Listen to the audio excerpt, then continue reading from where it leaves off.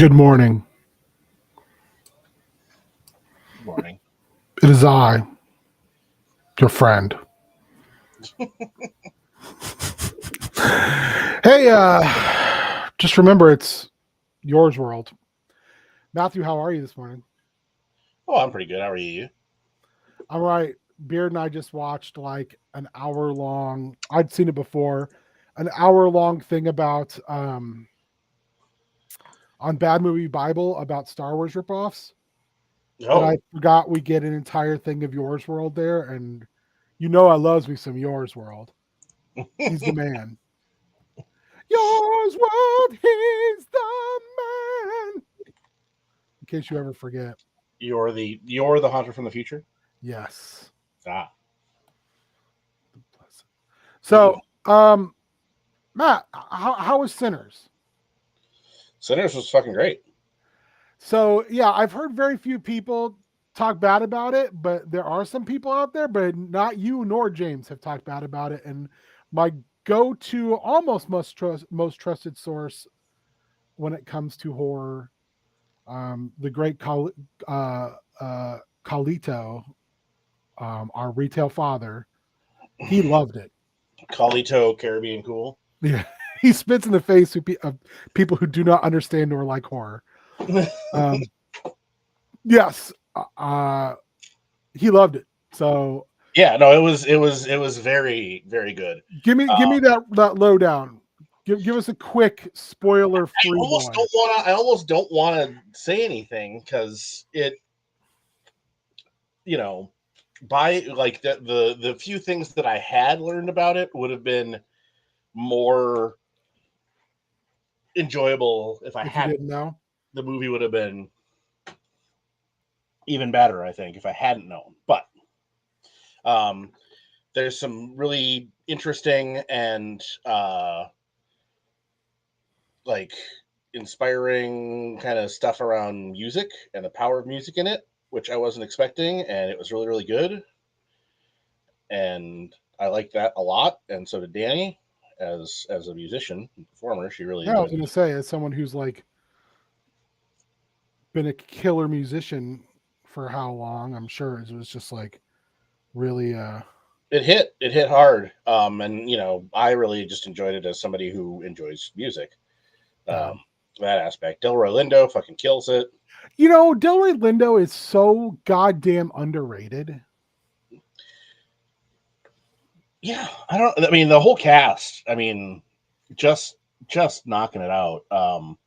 I didn't really have any strong opinions of Haley Stanfield one way or the other, but she does a great job. I will Um, say about our boy Delroy. Delroy is I enjoy what is it? Get Shorty. okay, He's the best part of that movie. I don't know if I've ever even seen it. It's very good. Yeah, I hear it. Um, I hear it's good. like when he and Gene Hackman, like when he goes to Hackman, and he's like, pay me my goddamn money. Um, and Hackman basically tries, who's like a very Roger Corman esque character, basically like tries like, well, what if I cut you in on this movie? And all of a sudden he's like, I'm sorry, what? So he gets that like fucking movie fever going on. That is one of my favorite parts of that movie when they're just like, he's come to basically collect money and threaten his life. And instead they're like, when I can't remember, I think is it Travolta's the star of that movie? When he shows up to like stop him, they're like basically just bouncing ideas off of each other in the office. It's such a fucking, and I believe it's based on a Elmore Leonard story. Yeah, that So sounds it's right. got that type of vibe to it, where the gangsters are more interested in like being in movies Yeah. than anything else. Mhm. The being gangsters, they're more like, oh, I'm sorry, what? There and the issues between gangsters become less about collecting money and the like, and more about, are you trying to cut me out of the movie? Are you trying to take my producer's credit and all that shit? So yeah, it's just it's he is so good in that movie, just as like this guy who is a straight up gangster.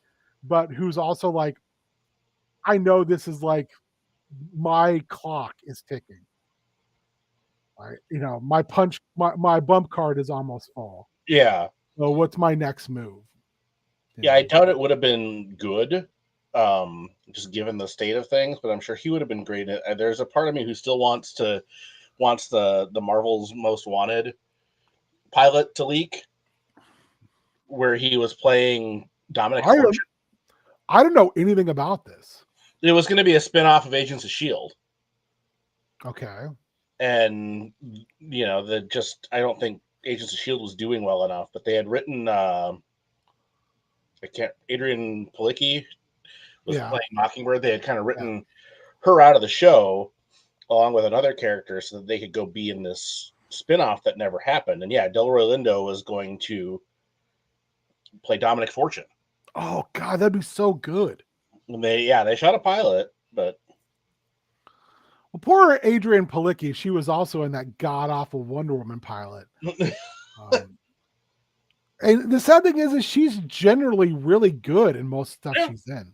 Yeah. So that's always sad when I hear about things she was in that got kind of abandoned, because she's one of my favorite parts of Orville. She's great on that show as basically the Riker, but less horny. She's a less horny Riker, so not Riker. Yeah, it's no. Does that make you not Riker if you're not a horn dog? Oh snap! Hey, hello. Go to the front of the line. Yeah, sure. Hello, James. Hey, man. James. I like that you act surprised, and I just left your house like 10 minutes ago. I know, but I can. Hey, man. And I was like, I'll see you in a couple minutes. If I could remember stuff, I would be a much better human. But I can't remember shit. Well, I'm here, baby. All right. So, like the thing I kind of wanted to, first of all, I sprayed these bad boys finally. You're so tiny. You must be bigger. I don't know Make how to yourself make bigger. I don't. Tiny dinosaur cannot see. Oh yeah. So the matte spray has worked really well. You got to figure out a shoulder harness and a waist piece, because the waist piece I wanted to use is too small, or too big. Excuse me. And then my other, same here. I sprayed this guy finally. Ooh, nice. Super Spike. I feel like he turned out really well too with the matte spray. But I got to go back, put eyes on both of them, and I'm gonna hit the eyes with my glossy floor finish so they stay glowy. But yeah, that's where we're at with that. Sick. Anyway, what I miss? Nothing. We were just talking about Adrian Palicki, believe it or not. Padlicki. Wow. I mean, it was Sinners to Delroy Lindo to Adrian Palicki. Wow. The normal train of thought, James. For this show, yeah. Oh, also, Matthew, have you seen that they've been making Diabolique movies again? I think maybe that had kind of like floated around. They look fucking awesome. And I will say to anybody who's never heard of it, just go watch Danger Diabolique. It's a Mario Bava movie. And if you can't watch it any other way, watch the Mystery Science Theater version of Danger Diabolique, because it still comes through, I think. Yeah. Oh, and John Phillips Law is so goddamn good as the main character. I mean, it's kind of like, so here's the elevator pitch. It's Italian Batman if Batman was just a criminal. Yeah. Who's just basically a thief. But, also has like all kinds of high-tech stuff, and his Robin's a sexy lady he sleeps with occasionally. That's did I kind of hit everything on the head with that? Pretty much. I mean, or if you're, familiar with Lupin the Third, it's that, but with just, really one main character. Yeah. Yeah, for reals. Am I imagining this, or was Adrian Palicki going to be Wonder Woman at some point? Yes. Yeah, we were just talking about. She did a. There's Okay. a Pilot? a pilot episode. Yeah. It's real bad. Yeah. It's real bad. She's doing her best with bad. I stuff. also didn't realize that she and Scott Grimes were like engaged and got married and then got divorced like 2 months later. I don't know who Scott Grimes is. He was on Orville with her. He was on like ER. I can't remember his name on the Orville. She's one of the best parts about Orville, in my opinion. Yeah, what was he? And Orville's really good. Orville. He was Gordon Malloy on Orville. Oh, for real? He's like redhead, like short beard. Yeah. They were married? Yeah, for like a hot minute. Damn. Yeah, engaged in January 2019, married May 19th, 2019, Palicki filed for divorce 2 months later, Ooh. had it dismissed in November, and then filed again in 2020. So, yeah. Interesting. Yeah, but that's an interesting. I don't know. That's just an interesting. got that co-star romance, you know. I've never worked with someone who I've wanted to be with outside of work. Dude, you worked with your wife at 2 different places. Yeah, I'm also saying that in the same breath. Because my wife and I at work are not married. My wife. We don't treat each other as when we worked together at healthcare place not to be named. I was there 10 years. She was there 7 while I was there. Barely anybody knew we were married. Because we and we shared a wall. Like our offices were right next to each other. But it was not. Yeah, you would never have known because, like, there was no like affection at all. I mean, as far as you're like really selling it, dude. No mercy. Truly, no mercy. Well, we would just like go at it about like policy and stuff. There was no like. It's hard to explain. Oh, everybody else knew, dude. No, they didn't. They were just like, oh, they're going at it about policy again. We would, and people were like, "God damn, you guys really get after each other on that stuff." And I was like, "Yeah, we're not married at work. At work, it's about work. You know, it's got to be about work. Like I care about my wife, but I honestly, when we're at work, it's about really, I do. Yeah, honestly, I do give a shit about my wife, but like when we're at work, it's work times. And for the rest of the times, Centauri times. Vader time. It could sometimes. It might even be Vader time. Yeah, I mean, occasionally Vader time. She made a Vader time reference the other day, and I was just like, "God damn, I love you." She's like, "Is it time? Is it time? Is it Vader time?" And I was like, "You're the best human I know." Hey, so I have a question. Of all of those like weird alternate Star Wars boys that we saw, what's the like top 3 things that are like non-Star Wars that you're like, oh, that more of that should be in?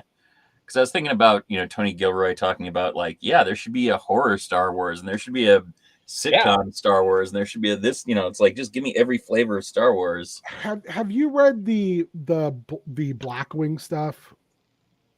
The Star Wars Blackwing stuff, the zombie stuff. I can't know what the books are called. I don't think so. Stories. So they're basically about that the Empire was making a thing, like a basically Project Blackwing. Project Blackwing, yeah. Which they've also tied all the way back to the Nyal Nyal. Yeah. Which is also one of my favorite the Nyal Nyal. Sure. Nyal Nyal is a living entity. It's very like Lovecraftian. It eats you from the inside, and then you become part of the Nyal Nyal. Sorry. Makes you sound like you have a mouthful of peanut butter or what?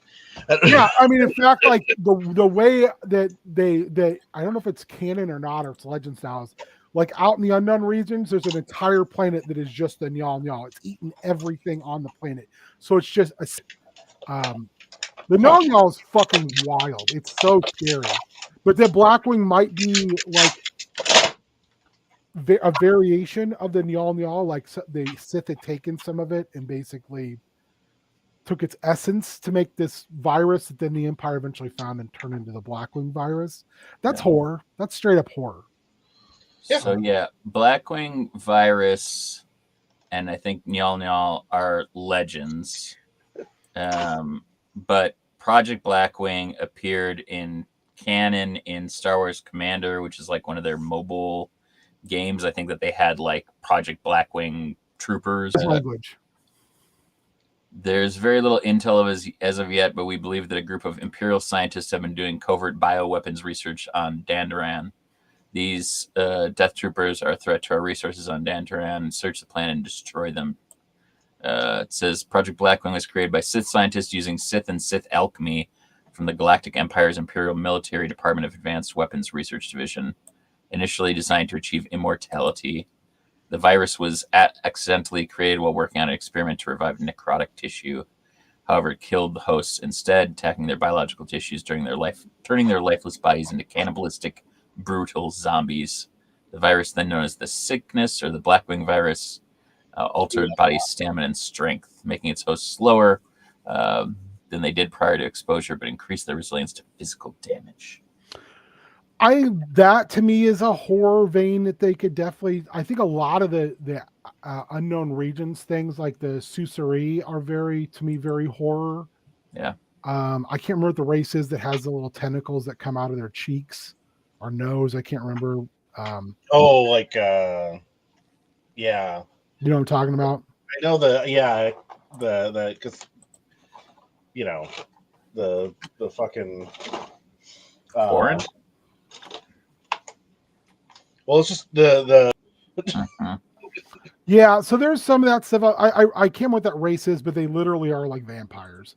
Yes. And they've been in legends, like in comic books, and like there's a Jedi who's one of that race, I think. In fact, because there's always got to be a Jedi from every race, which is understandable and kind of cool. Anyway, but so I think horror-wise, that is definitely something I don't know. Like, there's got to be a body horror thing I'm missing beyond like the Nyal Nyal, which is fucking terrifying. Just a heads up, you guys. Spike's been seeing some weird stuff with the Twitch stream. I don't know. No, just letting you know that in case you know. Just go to YouTube, I guess, because which I guess is like I hate you. So if you don't know, now you know. Yeah, I mean, I like the idea of droids. I think you could do some interesting thing horror-wise with droids, and very much in the vein of like 000s. Yeah, or even farther, more in the vein of like Terminator, where you just have a droid uprising where they just wipe out everything, and then you could have a planet that is like basically a Westworld-esque. They lure vessels down, human vessels or alien or just living people vessels, and then rob them and kill them. Which I mean, they kind of did with that big crossover. I don't know what it was called. Yeah, that's right. I think you do some interesting stuff like horror-wise with that. But like I think Gilroy's got a point. I mean, you have a lot of genres you could tackle. Yeah. Well, I saw a post from somebody, and they're like, "Yeah, the best Star Wars is the ones that are done by people who aren't Star Wars nerds, that are nerds about other things." I mean, hey, Mandalorian is a Western. I mean, it really is. It goes out. It starts with one. The strongest Mandalorian is a Western. Yeah, yeah, and Boba Fett, when it's good, Book of Boba Fett, it's a crime. It's a crime show. The problem is it went too far away from that, too often. It should have been very much like Godfather-esque, And I think they had opportunities, and then they just decided they needed to make it an action show. Yeah, I don't know. I don't know where the wheels fell off there, but yeah, And I definitely. still enjoy it. It's James and I were talking this morning, like how I think Star Wars is tiered. That like you have entry point Star Wars, which is more kid stuff. You have the mid-level Star Wars, and then you have the um I hate elevated horror as a phrase, but it's elevated Star Wars, which I also don't like, which is like Andor and Rogue One. But like entry level Star Wars to me is like Skeleton Crew and Resistance and stuff like that. And mid level Star Wars is the three trilogies. But entry level is like Solo, it's Mandalorian, it's stuff like that. You know, I love this idea. I mean, you could, yeah, if it's a droid controlled. Because think about like in Solo, they put the female Lando's female companion droid into the Millennium Falcon. Yes. And that's fucking messed up. Because like her entire personality is subsumed. It's just the idea she's in there, which is kind of gross. I enjoy Boba Fett as well, Spike. I just had higher hopes. I don't hate it. Here's the thing. I'll tell you a secret. I even like the holiday special. It's Star Wars. I enjoy Star Wars. There's stuff I don't enjoy as much, but I've yet to watch Star Wars where I'm like, this is fucking terrible. I hate it. I love the Droids cartoon, not just because the theme song's a fucking banger either. It is a banger. But I like Star Wars. I am way more forgiving with Star Wars than I am with, say, Marvel movies or DC movies. I just think Star Wars for me is a sweet spot. So, I don't know. What's the what's your platonic ideal of a Star Wars? Like if you're making a Star Wars show, if I make it a Star Wars, yeah, like if you get to give a green light to one movie, you get to give the green light to one like animated series. Give this person the boot. Ben, make it a Star Wars. I'm making a Star Wars.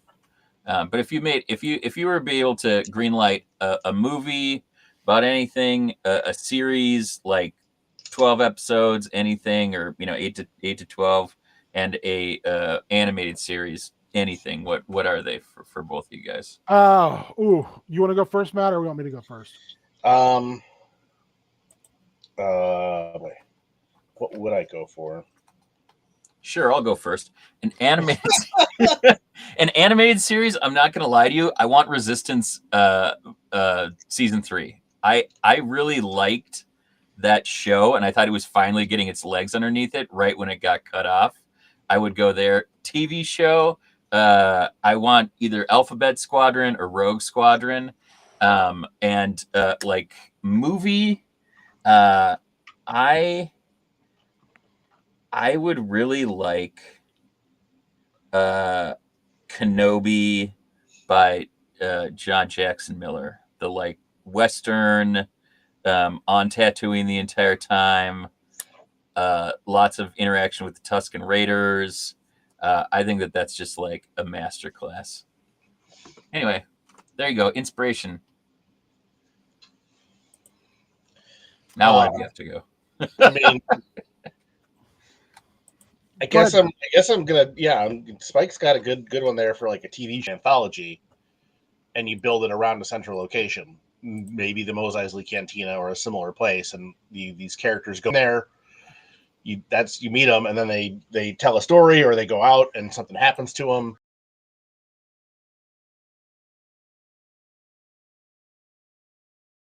Robert Englund was in, where he was like a bar or a diner owner, and the diner was like in purgatory, and it was never about like him. It was him telling the story of these people who came in. Yeah. I'd say I was gonna pitch a cartoon, probably something like pod or swoop racers, like do like Ooh. a speed racery kind of thing with it. Oh God, that sounds really cool. Where it's like here's these characters on the pod race or swoop circuit, and different planets and things like that. And then for a movie, a heist.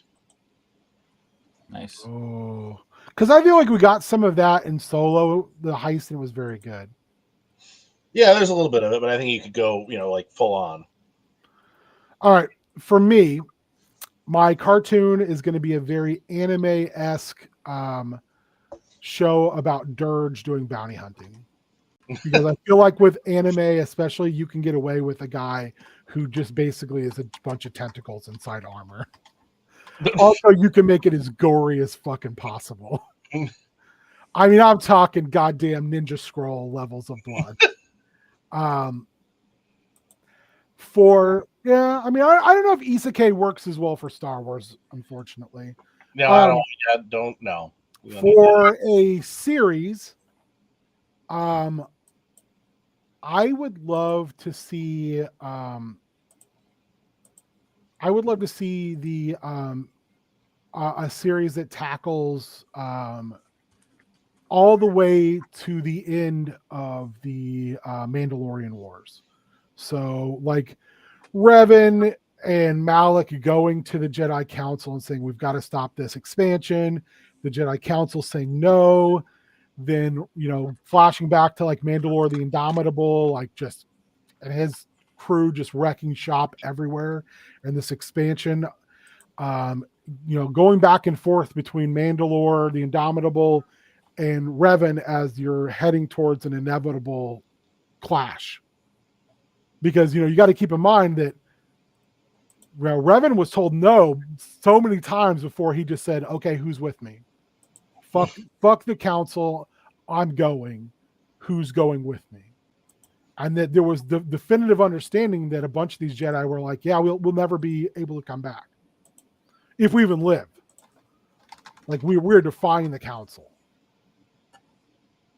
So I really like that idea. And I mean, you can run it all the way up to the end of the war, because I feel like you can do a whole thing of it just being political at the beginning of like this back and forth, and how the Republic doesn't really want to engage even though they're losing worlds because the council doesn't want to engage.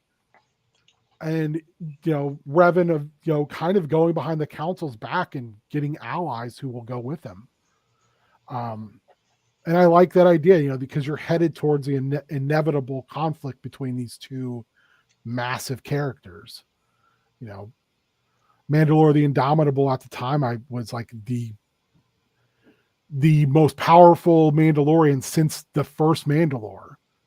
And then Revan becomes, in my opinion, the most interesting Jedi in all of Star Wars.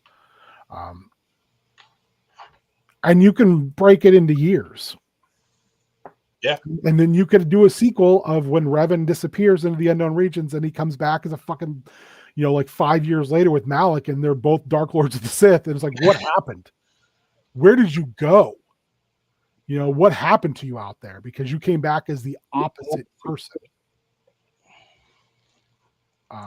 So yeah, that, and then a movie. I think that's a much harder thing because James took Alphabet Squadron and Rogue Squadron, which those are some of my favorites. You can use that. This isn't like mutually exclusive. Like we have 3 different realities and we all get to greenlight our own stuff. We're not like the new triad, like I'm not going to invite you all to have Diet Cokes, and you're not going to be my Kathleen Kennedy and my Dave Filoni and my. I was say we're not the Order of the Triad, because I would rather be the Order of the Triad. There's your movie. I would say though, honestly, for a movie, I would want either Kyle Katarn, because I loves me some Kyle Katarn, or Dash Rendar, because I loves me some Dash Rendar. Give us something about characters who were involved in the time of the rebellion, but we're not Skywalker focused. I think Kyle Katarn's super interesting. Finn is kind of modeled after Kyle Katarn. He's a stormtrooper who's like, I see that this is wrong. I don't want to do this anymore. And I really think that idea's got solid legs underneath it. And then I like the fact that Kyle ends up being a Jedi and has his own significant bad guys, who are parts of the Empire that don't have to do with Darth Vader. I don't have to worry about them interacting with Vader. And with Dash, it's the same. Dash Rendar is a piece of shit. He's Han Solo with no moral compass. And I love him for that. I mean, that's why that's so interesting at the end of the game. Dash Rendar dies, but if you get the cutscene, you realize, oh no, he just faked his death because he doesn't want to fight in the war. Which I think is brilliant. It's a guy who's like, yeah, I've dodged enough bullets, doing this, paying off this debt that I feel bad about. But now I'm done. So I don't want to involve. It's basically like if Han Solo at the end of A New Hope just kept flying away. It's like, have fun, Luke, bye. The entirety of the Star Wars universe is so big that we don't have to stay within the confines of these couple character stories. I wish we did more of that. No, I think that's probably one of the big, draw or flaws, is continually going back to that. You make your universe too small. Yeah, and it's like the stuff with it just starts to become absurd. So if I would say that's kind of where I'm at. I mean, I think it's interesting though that we all would go different directions. Uh-huh. But so, like I said, my directions, because I was like, I'm not going to copy y'all's direction. But I will say, if you have not read the Rogue Squadron stuff or the Alphabet Squadron stuff, you're missing out. It's real good. What were all of ours? I had you did Kyle Katarn or Dash for your movie, Revan for your series, and what was your animated? Oh man, come on, my animated. It was Dirge. Dirge. Okay. Dirging it up. Dirging it so hard. It's Dirging time. Yeah, it's Dirging time. And Matt, what were yours again? I'm trying to write them all up. Oh, it was like a pod racer focused cartoon. What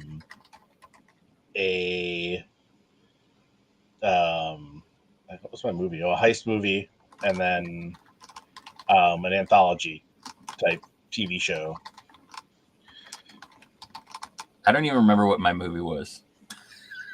Oh, your movie was Kenobi. Oh yeah. It was straight up Kenobi. I literally just get in this mode where I'm listening and thinking about all this stuff, and then I'm thinking about other movies, and I was like, what was I gonna do again? Yeah, I really like the idea of a Dirge cartoon where it's like him still doing his bounty hunter shit, but killing clone troopers. Yeah. And then eventually, I would say because he's so lost it, I would assume Dirge would be TK troopers are no different than clone troopers to him. Yeah.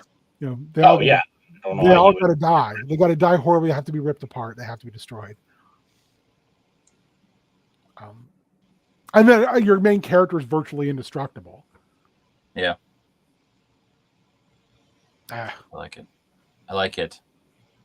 Cause I still don't understand it when Jedi, if you took a piece of a Jedi and you kept it in a bacta tube or whatever, would you grow another version of you? Would there be a clone spell? Because if that's true, then I believe we talked about this on this very show not too long ago. Beard, are you aware of the Manchun Wars in Dungeons? Say that again? Are you aware of the Manchun Wars in Dungeons and Dragons? I don't think so. Not that I know of, I think. So Manchun is this wizard in Forgotten Realms Okay. who are you familiar with like how a clone spell works, right? Yeah. So you can only have one active clone at a time. Yeah. Because otherwise they try to kill each other. Well, the OG Manchun gets killed and all of his clones activate at the same time. Oh. And they're all convinced they are Manchun. Oh. So they go to war. And Manchun is one of the most powerful wizards in the Forgotten Realms. He kind of reminds me of like a little Darth Vader-y mixed with like the Mandarin. Okay. His look is especially third edition appearance. His look is outstanding, but like he shows up as well in the 5th edition Dragon Heist book, but you don't know he's Manchun because a bunch of the clones who survived all have taken on different identities and basically made a pact of non-aggression with each other because they realize, well, this will just go until we kill each other. And even though that's like this deep-seated thing inside of us because we all think we're Manchun, I don't want to die. So, like when they go to war, I mean, they cause like nations to go to war. Yeah. Because Manchun ran an entire country. So he had put his clones in places of power throughout the entirety of the Forgotten Realms. So I also like this idea of like Dirge, we could make an album, Pieces of Dirge. Dirge, like, because he died in Clone Wars. Like, he gets shot into the fucking sun. But he still is alive. So, tells me, like, did someone clone him? Or it was like, maybe Dirge was smart enough to leave a piece of him somewhere? Well, then does it become like the Maker in Marvel? Like, does every piece communicate? Yeah. So are there multiple, or is it like like multiple man? Or it's like you can like reabsorb what he learns. Right. So yeah, is it slices of him all around the place, all able to like communicate with each other? There's an Electric Six song called "Slices of You," and that's all I could think of when you said that, Matt. I mean, that's but yeah, with that that could be an interesting thing. But also, like you were talking about horror a little bit ago, there's an episode in season 1 or 2 of The Mandalorian where they're on that prison ship. Yeah. That's very much got a like Friday the 13th vibe to it, as far as like Mando just disappearing and reappearing, very much in the kind of that Jason role, like the slasher role. You could do that shit with Dirge. I think Dirge and his weird body horror you could push into all kinds of places, because I feel like with that character, because he's a bounty hunter and because he's virtually indestructible, you can do very much like Marvel-esque big blow up shit, Hulk-like. You can do horror because he's really a fucking horrifying character. And he's nuts. I mean, he's just the whole Jedi, like the more I regenerate, the more it fucks me up mentally until I can't really die. So I live forever, just getting worse and worse and worse. It's scary. But also the fact, it could be a war thing too, because he's literally at war with Mandalorians as a whole. And for good reason. One of the reasons he's so messed up is because they tortured him for 40 years. I don't know. I find Dirge to be infinitely interesting that way. He's the boogeyman of bounty hunters, in my opinion. Yeah. So I don't know. There's interesting things to be like mined in those type of genres too. Like whoever said like the sitcom-esque thing, I think is really good. Uh-huh. Matt and I were talking about this yesterday. I would have loved to have seen a Marvel show that was like Oz, but not as there was not as much rape in it, about villains from the movies and stuff who were in prison, like Prison 42. Yeah, or The Raft, or The Big House, or any of those prisons. Yeah, they've been amazing. Where you get the villains are the main characters trying to navigate this shit show they're in. Imagine a Star Wars thing like that, which was what we kind of got in the first season of Andor, from my understanding. A little bit, sort of. I mean, it wasn't known characters, but yeah. But even think about like we get like I would love a Star Wars detective show. Oh yeah. Yeah. I would love a Star Wars thing just about Saw Gerrera doing fucked up war crimes. Because I love Saw. We talked about this morning. For me, like I read somebody or watched somebody talk about how Saw Gerrera is the Republic's version of Darth Vader. He's the guy, if you know is coming for you, you're already dead. Because he has nothing to lose. And he is going to get you. You're God. But also that conversation in Rebels that Saw has with Mon Mothma, where he tells her, where she's like, you'll kill civilians, you'll do all this, you don't abide by the rules of war. And he laughs at her and says, when you lose and you're in prison and the Empire controls everything, I hope you'll be able to live and stay, or I hope you'll be able to stay warm with the thoughts that you stayed within the confines of the rules of war. Like, I love that. Like, to me, that's like why I like Saw. He's the guy who's like, whatever it takes. Yeah. That's why we were talking about how we think Andor is going to end. And I said, well, I know it's going to end with the Gorman massacre, but my guess is that it's going to end with Luthen Rail getting got, and probably by Saw. Yeah. My guess is that he will do to Saw or try to do to Saw what he did to the I can't remember the other guy's name, Krieger. I mean, and I think that's why we'll see Saw later on in Rebels and in Rogue One being so fucking paranoid. He's already a paranoid as fuck, but if Luthen does him like he did Krieger, I'm sure that'll be like, that's the last straw. Yeah. So I find that stuff very interesting. I think Bad Batch has a lot of the same kind of DNA as like something if you watch something that was just Saw Gerrera. Because Bad Batch are doing, especially like if you're just following like Crosshair, doing some horrible shit. Yeah.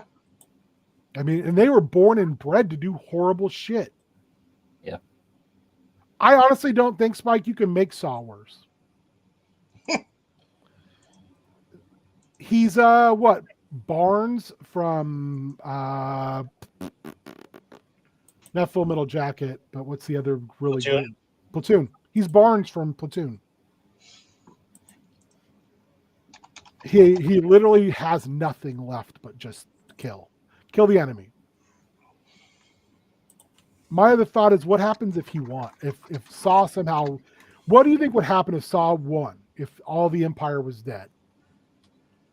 He'd think other people are the enemy. Yep, he'd start another war because he doesn't know how to do anything else now. Yeah. And if you look all the way back to the Clone Wars, some of that's the Jedi's fault. Yeah. They took a guy and turned him and his sister into weapons. And when, all a hammer knows how to do is to hit nails. Yeah. Which I think is really interesting. It's a justification of turning people into soldiers. Yeah. I mean, and that in itself, like my brain churns, like when I think about from the confines of thinking about games, is like in a D&D setting, what happens like when a character is a soldier or a knight or whatever, and there's no more wars to fight? Better become a priest. Yeah, unless you join like a convent or unless some type of religious order, multi-class into cleric, baby. or unless you become like a lord of a land. What do you do? We were talking about this morning a little bit. Matt, are you familiar with the movie Excalibur? Familiar with. I have not seen. It's one of my top 5 favorite movies of all time. It's so beautiful. But what happens to Lancelot and Guinevere after they fucks out in the woods and Arthur finds them and drives Excalibur between them? Guinevere joins a convent and Lancelot disappears. And then Lancelot shows up at the end of the movie, a scraggly, long bearded, insane person, just so he can stand by Arthur's side at the end of everything. And Guinevere takes Excalibur with her, and has Arthur goes to her at the end of the movie, and they have what I think is one of the greatest interactions in all of film. Every time I even think about it, I get like, oh, where she gives him back the sword, and he basically says, I have to do this one more time for England, for good. And before he leaves, he turns around and he says, I've often thought about what happened and what could happen. He's like, I dream about if there is an afterlife, if this all if we can do this all again, and I can come to you not as a king but as a man, perhaps we could finally find happiness. And he turns around and starts to walk out the door, and he turns his head over his shoulder again and says, "It's just a dream I have." And then he walks out, and it's just, man, it's this moment. Like, just me talking about it gets me, like, my eyes get watery. It's this great moment of this guy saying, I have to do this thing. Like, I'm preordained to do this. Like, this is destiny. I have no choice. But God, I wish I didn't.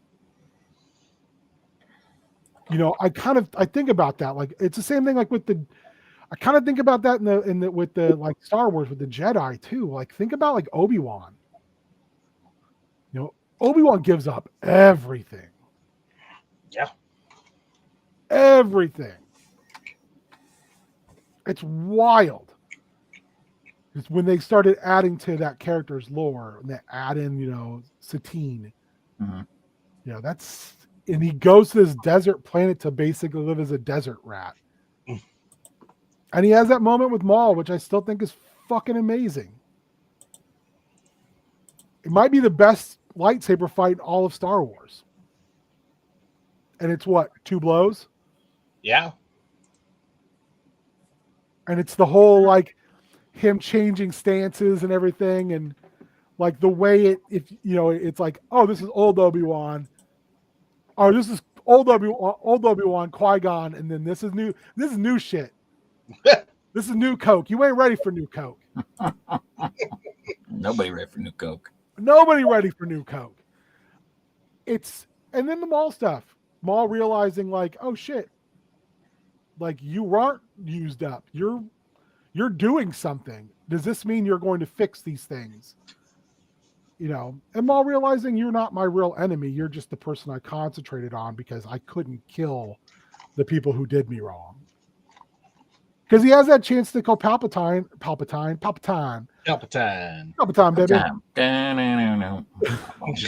To kill Palpatine with Savage, and Savage gets fucking owned, and then Palpatine's like, yeah, I'm not even gonna bother killing you.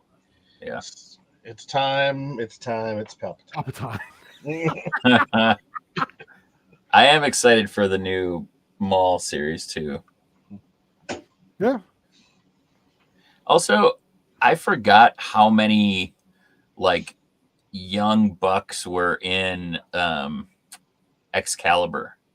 Like, how many? Oh God, like, how many amazing people were? Yeah, Liam Neeson, Patrick Stewart. Yeah, Gabriel Byrne. Yeah.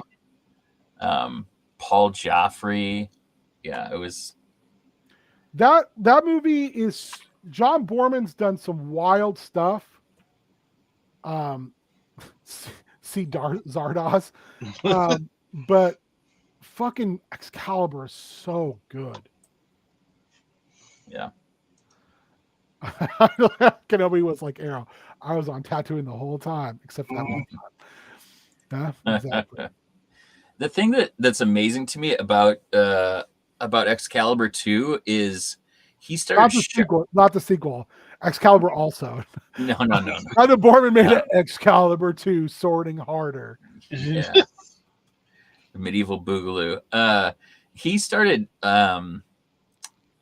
shopping that in like the late 60s, and nobody would pick it up because it was like 3 hours long. And they were just like, this is going to cost too much money. You want to do Lord of the Rings instead? And so he started doing like set design and imagery for that for Lord of the Rings, and then he ended up using that in Excalibur because he ended up doing that. Yeah, just that's insane. I think Borman is a very, very, very good director. But man, does he need producers who have brains on him and editors. Yeah. He's also a really good creative individual. I like Zardoz, but Zardoz is batshit crazy. Yeah. But I think Excalibur, like I said, is one of my top 5 favorite movies of all time. Yeah. It's got some just great moments between characters. I just, and as far as like the Arthurian cycle, I think it's the best King Arthur movie that's ever been made. By far. I don't even think it's close. And like you said, it's full of really great actors. Like, I believe, doesn't Liam Neeson play Gawain? He plays one of the. He plays one He's of the such knights. a yeah, he's kind of such a lout because he's being kind of manipulated. Yeah, and it's really, really good. He plays that character so well. Like Patrick Stewart's great. It's like all the fights in it too feel like what I think of like an actual sword fight would feel like. Like it's exhausting. Yeah. To be in plate armor and swinging a sword. You're fighting in like shin deep mud, and like it feels like when people got in that movie, like Arthur's father, it's like it's nasty, Yeah. Who's amazingly played by Gabriel Byrne. Uther Pendragon. Mm-hmm. I did not know that he was played by Gabriel Byrne. Yeah. Wow, that's wild to think about. Mm-hmm. Man. I guess the entirety as a young boy, because that came out in what, 81? Yeah. So he would have filmed that in his like late 20s. Jeez. And Uther Pendragon's a monster. Yeah. He is a fucking monster. And I don't remember who plays Merlin in that movie, but Merlin steals almost every scene he's in. I don't know. I have to look it up. What's her, Anne Margaret? Nicole Williamson. Anne Margaret is Morgan Le Fay. No, Helen Mirren is. That's right. Yeah. Hot ass Helen Mirren. I mean, I'm not playing.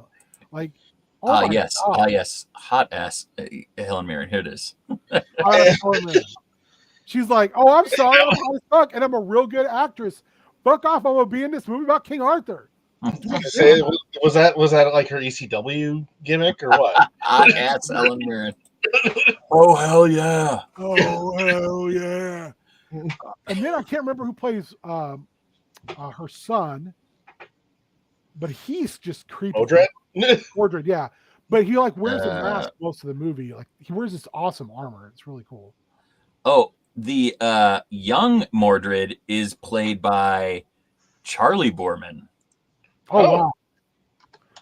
Anyway, I guess this entire stream this morning, rather than us doing prepping, is us talking about Star Wars and how much Ben loves Excalibur. Hell yeah.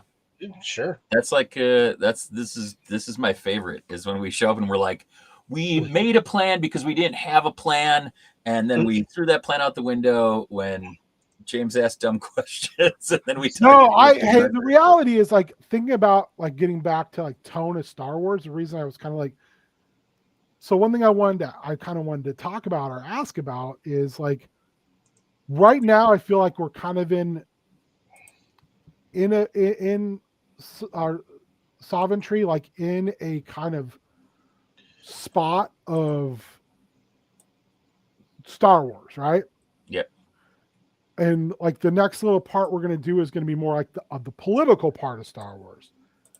But I'm also trying to figure out a way to, and I have to do some research about how like hyperspace lanes are kind of discovered and mapped. But that to me is very Star Trek. So it's kind of like trying to figure out like how to do that. Like to me, one of the things Skeleton Crew had in its favor was a little bit of Star Trek. Yeah. going to places nobody's been before or hasn't been in a really long time. I don't think there's a lot of that in Star Wars, because Star Wars, the entire universe feels very old and like everything's been someplace. You know, it has that space fantasy, it has the D&D feel of like how many worlds, how many versions of civilization have been here before us. Yeah, I mean, there's that like, oh, this is a lost Yeah. thing. Like But D&D, dungeons are there because it was like how many societies have been built upon societies upon societies. Because if you think about it, all Coruscant is a mega dungeon. Because like the idea of a mega dungeon in D&D is just like a civilization or a dungeon built upon a dungeon built upon a dungeon that's now been occupied by different groups. And how does that ecosystem work? And when you go in there, you know, there's parts that aren't explored anymore, and there's parts that aren't used, but there's parts that like people live there, so that you have places you can rest and trade and live. You know, it's interesting to me, like that idea of how much you can relate to fantasy with Star Wars as opposed to what the guy say about, like, we were watching that video. What did he say about the difference between Star Wars and Star Trek? Oh, I can't remember now. It was like something about Star Wars. Basically, you say something's going to happen and it happens because magical space wizards say it happens. In Star Trek, if you give a scientific explanation for it and definitions of all the terms. Yeah. And it's like Riker sitting at a panel, like explaining the element B230 is like a non-bicarbonate nitrogen compound. It's like, all right. And you know, that's the thing, is like, I think also looking at it from the respect of more sci fantasy, even going even harder, is like Kroll. Yeah. Where Kroll is like straight up, hey, here's a fantasy world, and then space bad guys show up. Or if either of you ever seen the movie, is it called Outlander or Outland? I can't remember. One is a very good Sean Connery movie that's like maybe peripherally related to the aliens. That's Outland. Yeah, which is Outlander. Isn't that the like time traveling Scottish romance thing? No, there was a movie. Now I'm gonna look it up. Hold on. I think the only bad thing about it is I think it might be Jim Caviezel. Oh, yeah, that's rough sledding. That's a bummer. It is Caviezel, unfortunately. It's a spaceman bringing space prisoners, and his ship crashes into Viking times. Okay. And the monster is like this big fucking monster, like very like Grendelish. And it's him like being forced to live there and having no weapons, like no modern weapons, and then being forced to track this thing down and kill it. It's very fun. It's got John Hurt. It's got Ron Perlman in it. You know, so you've got like two guys right there that I'll watch their movies because they're good. Well, sure. Yeah. It almost, two of those guys, a John Hurt and a Ron Perlman, cancel out a Jim Caviezel. My favorite is listening to Matt Smith and David Tennant talk about working with John Hurt, and how like, you know, they're all like pulling faces and like doing these big reactions and, you know, talking up a storm and this and that. And he's like, and then John just acts, and we're like, damn. You know, like, it's like, and he doesn't really know the Doctor Who lore, but he just like, he's so good that it's just like, you don't need to do extra stuff like we do. You just act, and it's just like instantaneously like the right, you know, gravitas for the situation. Well, it's like, I think we talked about this on Spook Troop, that John Hurt is in a very, very young John Hurt is in I think it's a Mario Bava horror movie, and he's so good in it as like the creepy son. who you don't know is the son of the main character, the main antagonist until later, who's doing horrible things. But he just gives off such a fucking creepy vibe in that movie just because of his facial expressions, just because of like his kind of back in the background sneering. And you're like, oh goddamn, that's a guy who's a really good actor who you know is going to be a good actor, like in this kind of low budget Italian horror movie. Granted, Mario Bava, so it's going to be good regardless because Bava got a Bava. Bava got a Bava.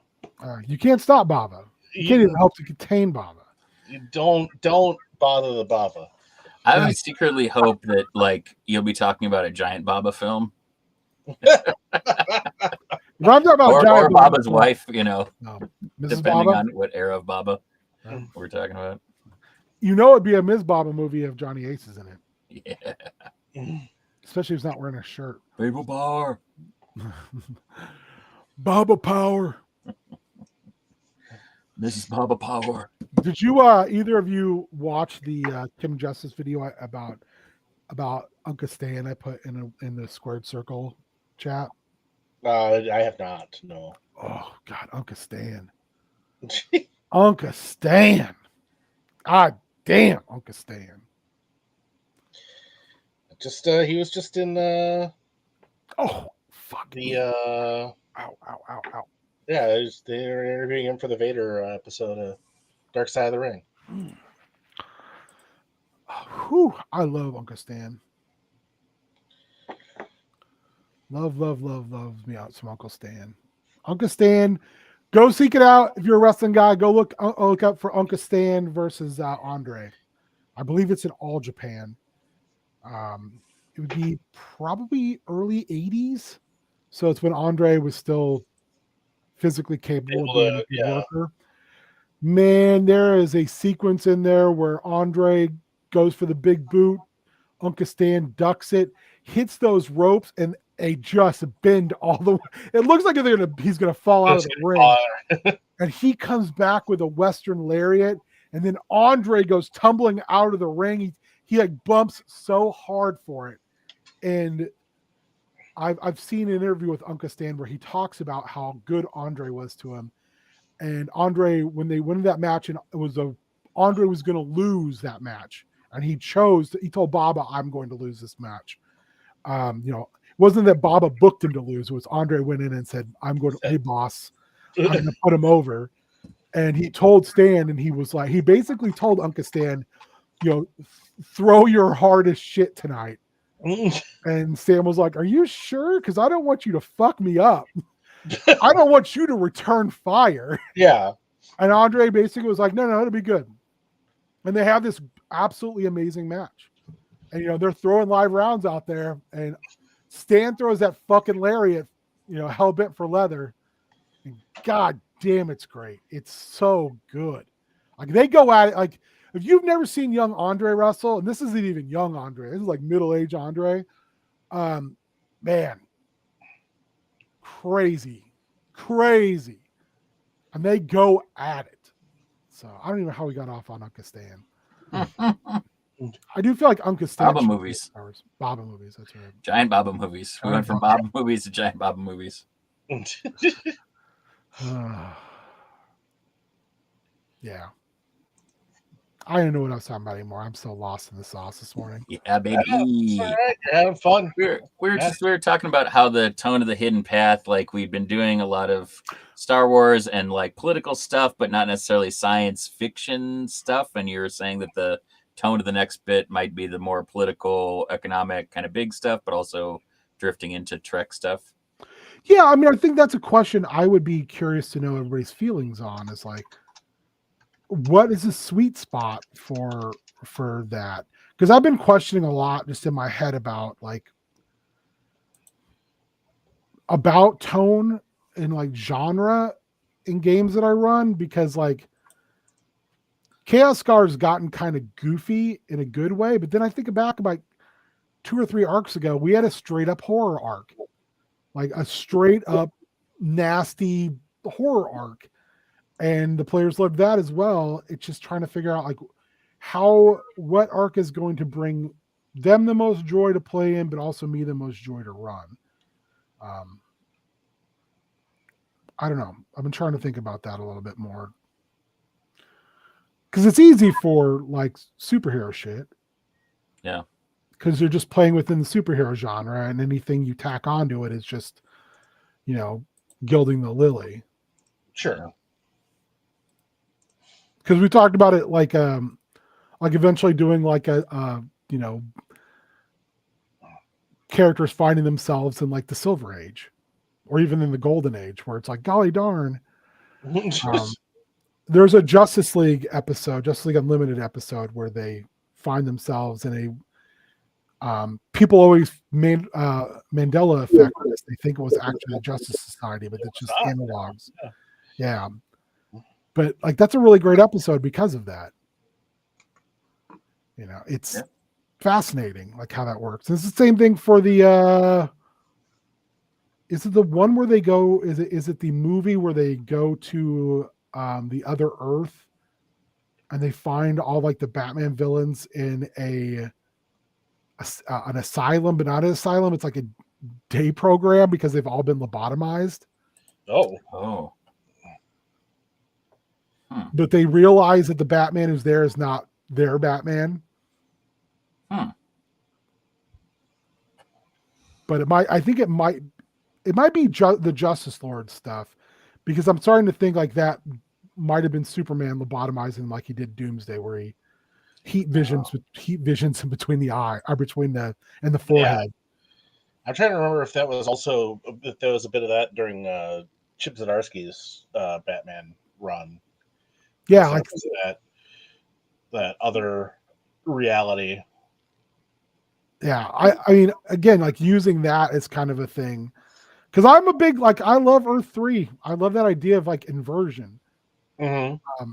That's why I've been thinking too about what happens if your PCs go someplace where they recognize something as like, according to my morality, this is incorrect. But what if to that place or those people, that's the way things go. Yeah. That you're not freedom fighters, you're not the rebellion, you're not a force for good, you are literally just terrorists. Yeah. I was really thinking about the thing that you said earlier about what happens when Saw Gerrera wins the war, or what happens when a paladin completes his holy quest, and et cetera, et cetera. And I was like, man, what would be great for Extra Life or an ongoing series would be like old adventuring club, like kind of what they did with was it like Red, like Helen Mirren and those guys, hot ass Helen Mirren. That would be hot ass Helen Mirren. Oh hell yeah. Oh hell yeah. Hot ass Helen Mirren is the funniest. I want a hot ass Helen Mirren shirt so bad. Just a picture of Stone Cold font, Yeah, and a picture of Helen Mirren, like in that Zadar shirt that you made, Matt. It just has hot ass Helen Mirren on it. So good. God damn it. I was thinking, like, what if you ended up having to swap stats? So like you would get older, right? So everyone would have to like lose at least whatever in strength or dexterity, but maybe you would add it in constitution, or you'd add it in your like spell casting, or you'd have to multi-class based charisma on or wisdom aging. or something.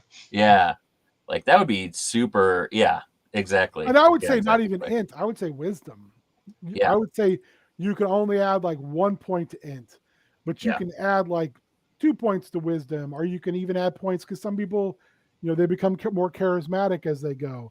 Yeah. Or you lose there's like a relationship between like strength and like charisma and wisdom. Like you get better at like leveraging things or like talking your way out of it, and then like dexterity would go into constitution, like you've iocane powdered yourself, or it goes into intelligence, and that like in order to get around this, you're not picking pockets or doing this, you're like getting people to do it for you. I think James, use your analogy to explain the difference between int and wisdom. Okay, so yes, tomatoes.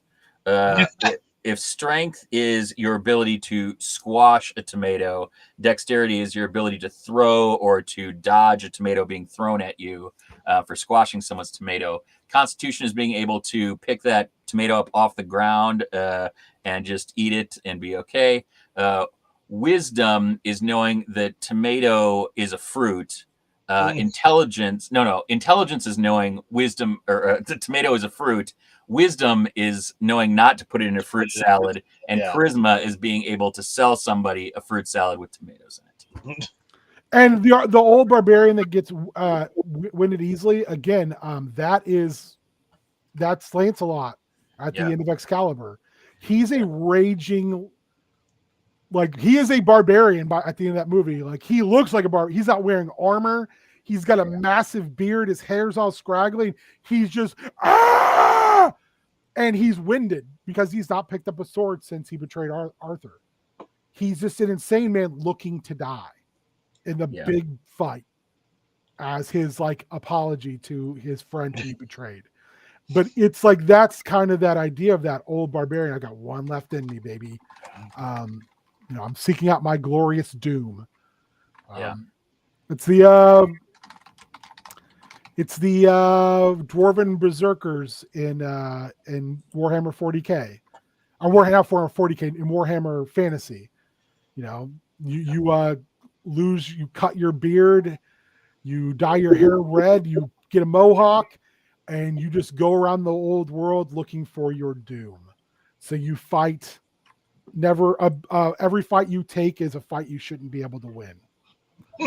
And that's why I love those Felix and Gotrek books, because it is Felix Jaeger, a human of noble birth who's been cast out, writing epic tales about this dwarf that he follows around who's looking for his death. And then Felix ends up becoming quite the brave man in the process. And unfortunately picking up a magic weapon that makes him age slower and that he can't die. So he's kind of forced to do this, and Gotrek getting them into worse and worse and worse situations because Gotrek just wants to die. He's just too goddamn mean. Those books are great. I love them so much. Yeah, Constitution is like how much your body can take. Yeah. It's like health. Yeah. Yeah, it's like how many ales can you pound? How much of a beating can you take? It's just think about how hardy you are. How many tomatoes can you eat? Yeah, how many tomatoes can you eat before your acid reflux kicks in? I do like that idea a lot, James. Yeah.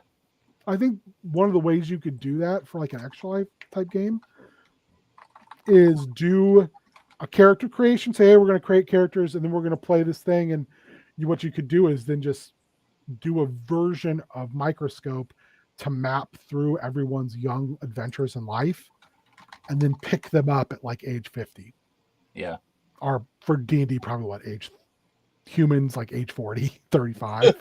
Yeah. Yeah, you've lived hard. And then do the points swap. But I think you'd need really good players for that. Yeah. Because I think some people would get the whole like feel like they've been baited and switched. Yeah, I mean, I think that I actually don't think it'd be great for Extra Life unless there was like a one-off, but I think it would be great for like a maxi series, that led to Extra Life. I would also say, God, I can't remember the name of the 4th edition box set. Let me grab it real quick.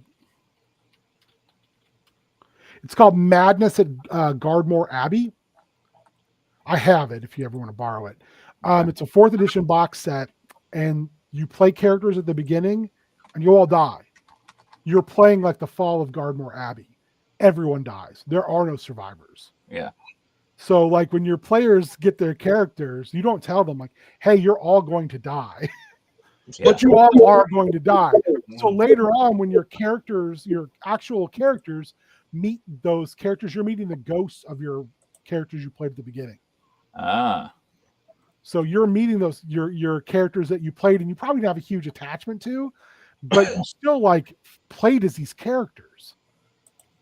Yeah. And I think it's a really interesting way to do things. It's the same thing. There's a Ravenloft game, a Ravenloft box set. There's like a 3-part box set where your characters all die at the beginning. Because everyone dies. Everyone dies like there's this necrotic explosion and everybody gets turned into undead. Mm. So then like you're living in an entire like country full of undead. But you're trying to also figure out like, how did I die? What just happened? Which I kind of stole for that extra life thing when everybody dies at the beginning and they didn't die. Yeah. They all wake up for a few pennies more or whatever. How do you remember this shit? Because I had to make all of the write-ups and the promotional stuff for it. Those first 5 years, I did all of that for all of the sessions. Remember, like we picked out images and I did all that and put it on Facebook. And did I do the write-ups for them, or did you? Yeah, you did. But I like had a format everybody had to plug their stuff into. So then like we had those things, and we had like before Zach, like we started using Zach's format. We did all that in-house. I did all that amazing. Stuff. I can't remember any of that. I did that stuff and I don't even remember it. Oh hell yeah. That's something crazy, man. I don't know how it's crazy, man. I don't target Buffalo Bill. Stop that. Would you like a size 18? I don't remember that stuff. Yeah. Like I remember that I ran a game where you guys all started off, in dead, but yeah, it's like what is it? A few graves more or something like that. I can't remember. That sounds like a title I would do. Yeah. Yep. That's true story. God damn. We were real good at this. Well, you were real good at it. I've always been kind of. I was real good at this. I've always been a hack. That's not true. Yeah, should be here somewhere. Operation because that was Operation Anvil Breaker, All Quiet on the Avernus Front. You're speaking a different language. I don't remember any of these. Bad Place to Die with Red Timber.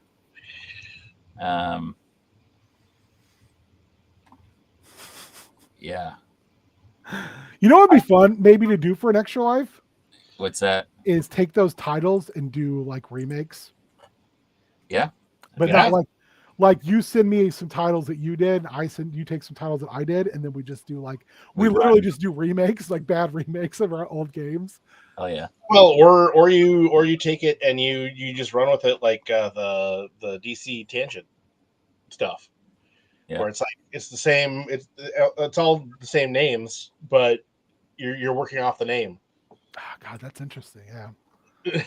No, hey, I mean that sounds really cool to me. Like that's a cool. Some of that Tangent stuff I love. That was really. I want those in the trades. Those 3 collections. I desperately want those. Because I do. I really like that kind of. I like weird alternative world stuff, especially with DC, because I think it's usually much crazier than the Marvel stuff. Like when they let Stan Lee redesign all this. Oh yeah, the just imagine. Yeah, those were interesting. Those were books. They had fronts and backs. They certainly were something. I mean, look, they're not good, but you also did get Stan and Joe Kubert doing professional wrestler Batman. So I did like Shazam a lot. But I think it was Gary Frank's art was the reason why. Oh no, this is even further back. Because what is this? Is this going to be our 11th year? So it's 2015. That was 2015. Wow. Extra Life 2015. Maybe we make an agreement that Extra Life going forward, we do a remake every single throwback every time. At least one remake every year. But you can't. For a few graves more. You can't do a remake of your own stuff. Someone else has to do it. Because I would love to take one of yours and just do a terrible Italian remake of it. See now, yeah, that I'm into. That's great. Oh God, I think this is so dumb an idea. I love it so much. Yeah. And it doesn't have to be D&D. I mean, we ran other games. Yeah. Well, that would be another interesting thing. You could take an existing The title game and do it in a different setting / system. Give me a couple titles of games you did, James. Let's look through it. Horde of the Dragon's Queen, The Dungeon That Fell to Earth. Was that you or me? That was your puzzle dungeon. Fuck you. Let's I hate see. you so much for Night of the Living Pig Bears, The Grundlebutt Gambit. That was my 3 for the first I can year. turn Grundlebutt Gambit into Star Wars very easily. We had Amateur Hour, The Abyss Stares Back, Madness of Dunsmith. I can always tell what ones I ran because of the stupid names. Which one? Which one's yours? The Dunsmith one for sure. Nope, that's mine. Really? Yep. Abyss Stares Back. Abyss Stares Back, I think, was yours because it was LCOTI. And I think you were gonna do like connected ones because you had the Blackest Ring and you had the Abyss Stares Back that year. God dumb. I did Jailbreak and Through the Veil. If I did Jailbreak, it would be a session based around the song. Alyssa ran Amateur Hours featuring ideas stolen from smarter people. Zach did Death Grind, the like level 1 thing. I did Madness of Dunsmith and Adventurers Anonymous. Madness of Dunsmouth. I can't believe that wasn't one of mine. Good for you, man. Thanks, dude. No big deal. I'm hyping myself up by saying good for you doing one that sounds like something I would do. Congratulations for doing a game that sounds like a game I would do. Thank you. 2017 was Temple of the Fallen Scales, Vow of the Silent Night, Night of the Living Pig Bears, and the Druid's Lament. All of those I don't. Those were all yours? All me. What did I do? What were the ones? What were my dumb titles? Let's see. Extra like this stream today has turned into an Ouroboros of us slurping on our own sauce. Damn. Yes. Let's see here. 2017. I don't have the. I mean, I'm sure that they're somewhere in here, but I'm sure they're dumb. I wonder if I have them in Dropbox. Let's see. What else do I have here? Dyatlov's Circus of Wonders and Merriment. That was Zach's first one. That was you. Aldis's Musical Mind Maze. That was you. Night of the Living Pig Bears was me. True Tomb of Isidore Philocrates was that was Zach. The Strange Case of the Undying Heart was you. Yeah. The Long Dark was Alex overnight that first year. 20,000 Leagues Above the Scalding Sea was you. The Terrible Tragedy of Miss Travers' School for Little Wanderers was you. That was me. I remember that. That's that. If there is a quintessential Ben named session, that be it. Kiara. The Grundlebutt Gambit was our big ending thing that we mashed up, and we each split the party, and you ran half and I ran half, and they came back together. That was 2023. great. Apparently, I did Night of the Living Boomers, The Road to Nowhere, and Thunderous Applause. Yeah. Storming the Gates of Eternity. That's The Blackest Ring. The Blackest Ring. I don't remember that at all. Yeah, that was you. Yeah. Madness of Dunsmouth. Shadow of the Demon Lord. That's a game. Yeah, that's a Zach. That was a Zach. Goddard Grundlebottom and the Terrible, Horrible, No Good, Very Bad Day. That's you. That was me. That was real dumb. Yours always are very playful. Mine are very self-important. Yeah. We're back to the Dungeon That Fell to Earth. Sorry. Yeah, I think most of it's in my Extra Life folder. I just need to go in there. But yeah, we should. I think that'd be super fun. Like remix year one. It's time. We've done this for a decade. We can do whatever we want. Yeah. Yeah.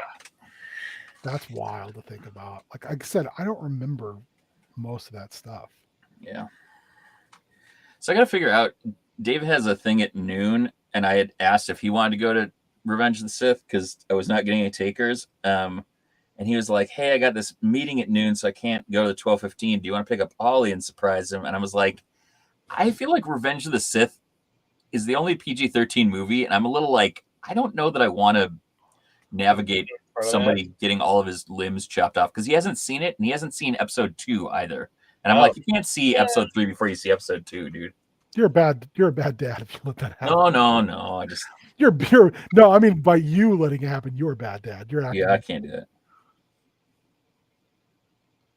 You're a bad dad.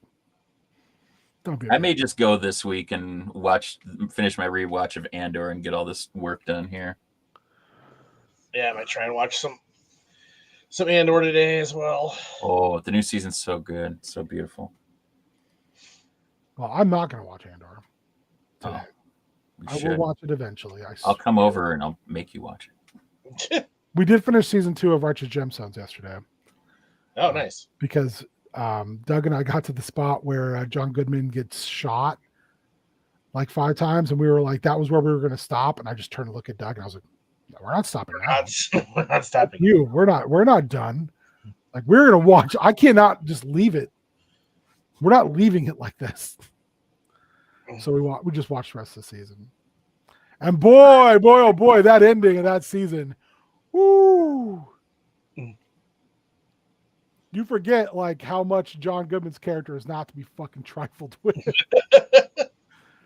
when they're all on stage singing and he gets that phone call as he's like singing and he just goes, take care of it. And you're like, oh no.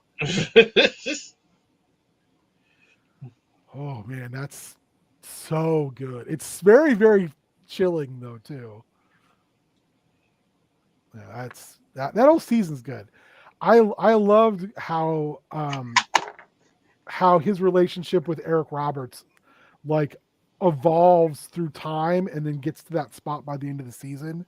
Yeah. Where they're standing in front of the picture in the arena. And they have that moment when they're talking about his dad.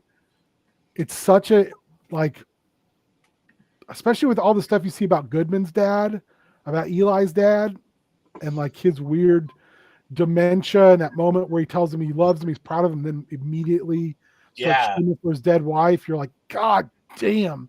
If you've ever had anybody go through Alzheimer's or dementia, it's something. And that show does a really good job of showing that. Well, you'll be in the season 3 when you get to meet Redeemer. But my only real question is, will Uncle Baby Billy be back now that now that he and your Aunt Tiffany have gone back to the farm? Oh no, they know where their bread's buttered. I really love being your aunt. season 3, you get Baby Billy's Bible bonkers. Oh shit. When he sees them and when they came looking for him, they found him. He's got the trailer full of his elixir, and he tries to hide, and they're like, we can see half you behind the trailer and your face is on the goddamn trailer. We know you're there. And he's like, y'all trying to shame me. And he drives off and gives him the finger and he wrecks the trailer and then wrecks the car and he gets up and runs away into the woods is the funniest shit. Well, it's so good. Yeah, from the most recent episodes, I just need $2 million in an 8-ball. No, Baby Billy. What would your mama say about this? Us not getting you Coke? Oh, I did see the thing where he does the Bible Bonkers presentation to the 3 of them. And they're like, no, I'm not doing that. And he was like, basically, like, I'll be looking for your asses. And they're like, yeah, we'll see you at Thanksgiving. We're related. You're our uncle. What are you talking about? Well, no, there ain't no Family Feud. It's Uncle Baby Billy's Bible Bunkers. Once you get, have you watched Vice Principals? I haven't finished it yet, but yeah. Okay. I'm gonna say you get that's some prime Goggins. Yeah, Goggins is Goggins got something else, and I love every second. got the glasses. His character in that show is unfucking hinged. Oh yeah. I think you described it as two of the worst people giving each other life advice. I think that's what you called it, and I was like, I can't remember that was me, but that's and then I watched it, and I was like, oh yeah, Matt's right. This is that's not a bad description at all. Because every time one of them starts to kind of get down, the other one's like, no, man, you're right. We should go fuck this up. Yeah, let's just do the most horrible thing. When they're in her house and he's like, don't be a pussy, Gamby. Break that shit. And then it just goes off their fucking hinges. And then he burns the fucking house down. Don't be a pussy, Neil. Well, he never calls him Neil. He calls him Gamby all the time. Gamby, yeah. I don't give a fuck about these dogs.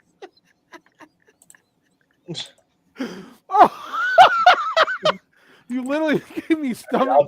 I'll never forget the way the line and then the way he delivered it too, which is look at her. I bet she smells like a fucked butthole.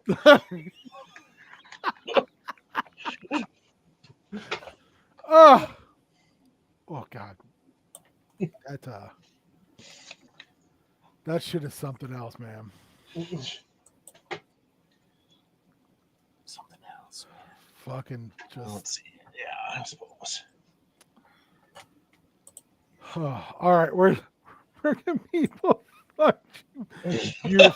Beautiful humans. Do we know? I'm here most of the time. I'm on Dave Wonder every other Tuesday. Not this coming Tuesday, but the one after. I'll be on. Working on whatever. I got all kinds of shit right now. So. What are you working on? I don't know. I got. Not you. I mean, I've got my desk is a mess. I got a lot of shit to work on. Well, just show it off with your camera. Just get in this nanny self. Damn, that's gonna be cool as hell. Yeah, I mean, Hey, I'd already made a nanny, but this is better than the one I had. So you gotta talk to the man about that. Someday. I mean, I don't know. I'm still trying to get him to come on Spoop Troop and talk about. Yeah, I got to reread that. The beauty and glory that is Immortal Hulk. I put some sunglasses and a mustache on this guy. Nice.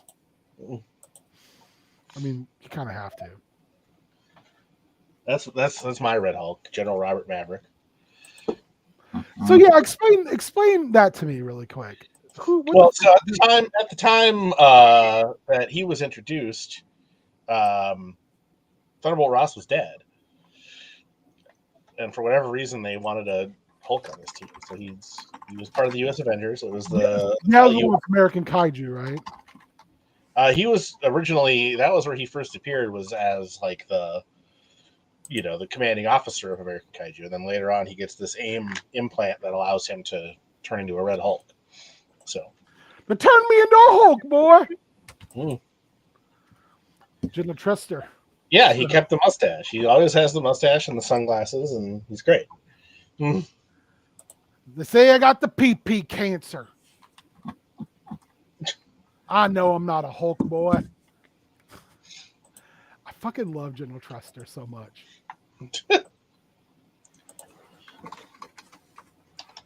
You done good, boy. Show real moxie, real heart. Cut off them their testicles down there and grow yourself a pair of boobies.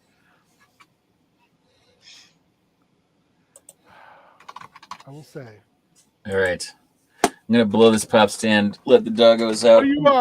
Beard, where can people find you? Sorry. You can find me at Revenge of the Sith at Imagine Willow Creek at 12:15. Sitting by myself with my Boot to Eve Classic shirt on. Now this is pod racing. This is pod racing. Pod racing. That's where you can find me, baby. I can't remember what I was going to say. Yeah, I'll be here this week. I don't know what I'm doing because this is not a gaming week. Because this is 2 weeks till Star Wars. So I'll probably jump on and start doing some more stuff. Been gone, been out, been sick, been No, 3 weeks till Star Wars, right? Because this is the 28th. Isn't it on the second Monday. Second Monday? Yeah. I just want to make sure. Yeah. Yeah. So I'm gonna go play some Minecraft for a while. Sick. I'm gonna Nice. start a new Minecraft world, and I'll probably be on doing some stuff. I really do want to play some Sea of Thieves and Marvel Rivals and some other stuff. So if people want to play, let me know. We'll get on here and we'll stream some video games, and then we're gonna do Meng. I think maybe this week. I talked to Colin, and then next week, not this coming week, but the week after, Matthew in Immortal Hulk. Yeah, let me know when you want to do that so I can be prepared. I want to do some heel turns soon. I might just do it by my goddamn self because I want to talk about wrestlings. I'm Beer- here to talk about wrestlings. Beer, we might do on like Saturday mornings. Maybe. Yeah. Maybe we'll just do it old school style. We'll just get around, we'll get microphones out and just fucking just cut promos on each other. All right, thanks for hanging out. Stone Cold. Helen